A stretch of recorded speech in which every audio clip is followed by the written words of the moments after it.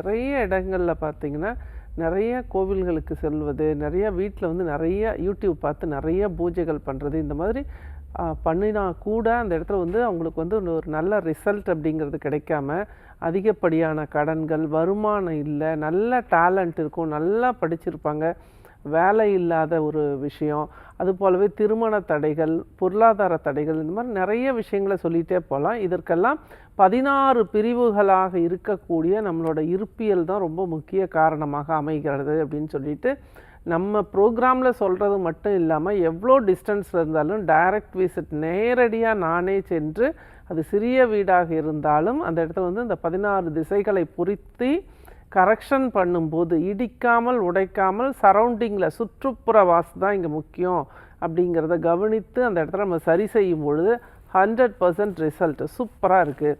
ஒரு அடுப்பை மாற்றி வச்சா பணவரவு அதிகமாகும், ஒரு தலைவாசலை மாற்றி வச்சா வேலை கிடைக்கும், திருமணமாகும், ஒரு ஜன்னல் வைத்தா அந்த வீட்டுக்கு உண்டான எல்லா விஷயங்களும் கிடைக்கும். இது போல் சின்ன சின்ன டிப்ஸை திசை அறிந்து வீட்டோட ஒவ்வொரு இடத்தோட, ஒவ்வொரு சைட்டோட, ஒவ்வொரு வீட்டோட வடக்கு திசை எத்தனை டிகிரி ரைட்டு திரும்பியிருக்கு, லெஃப்ட் திரும்பியிருக்குங்கிறத பொறுத்து 16 பிரிவுகளாக ஒரு சைட்டை, ஒரு வீட்டை பிரித்து அந்த இடத்துல எது எது எங்கெங்கே வைக்கணும் அப்படிங்கிறத சரியாக நிர்ணயித்து சரி பண்ணும் பொழுது, அக்யூரேட்டாக சரி பண்ணும் பொழுது நிரந்தர தீர்வுங்கிறது கிடைக்குது.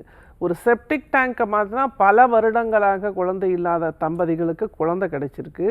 ஒரு அடுப்பை மாற்றி வைக்கும் பொழுது நிறைய கடனில் இருந்தவர்களுக்கு பொருளாதார தடை நீங்கி நல்ல வருமானம் வரக்கூடிய வாய்ப்பு கிடைச்சிது. ஏன்னா கடன் அடையணும்னா வருமானம் வரணும். அப்போ அந்த வருமானத்துக்கு உண்டான திசையை நம்ம சரி பண்ணும் பொழுது வருமானம் வரும். அந்த வருமானத்தை தக்க வைக்கக்கூடிய திசையை சரி பண்ணால் அந்த லாபம் அப்படிங்கிறது நிற்குங்க.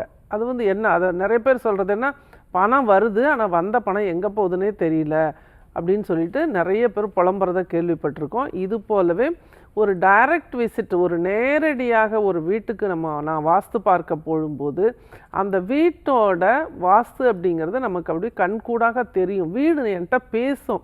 ஒரு அங்கே வாழக்கூடிய ஆண் பெண்களோட பேச்சு, அவர்களோட ஆக்டிவிட்டி எல்லாவற்றையும் வைத்து அந்த வீட்டோட வாஸ்துவை தெளிவாக சொல்ல முடியும். தெளிவாக சொல்கிறது மட்டும் இல்லாமல் கரெக்ஷன் அப்படிங்கிறது தான் ரொம்ப ரொம்ப இம்பார்ட்டண்ட்டாங்க. அங்கே வந்து சிறிய சிறிய மாற்றங்களை செய்கிறதும், ஒரு ஓப்பன், அதாவது திறவு இல்லாத இடத்துல திறவு கொடுக்கணும், அதிக திறவுகள் இருக்கக்கூடிய இடத்த க்ளோஸ் பண்ணணும். இந்த 2 விஷயத்தை ஒரு இடத்துல பண்ணும் பொழுதே வருமானங்கிற மட்டும் அல்லாமல் எல்லா விதத்துலேயும் அந்த வீட்டுக்கு என்னென்ன வரணுமோ எல்லாமே வரும்.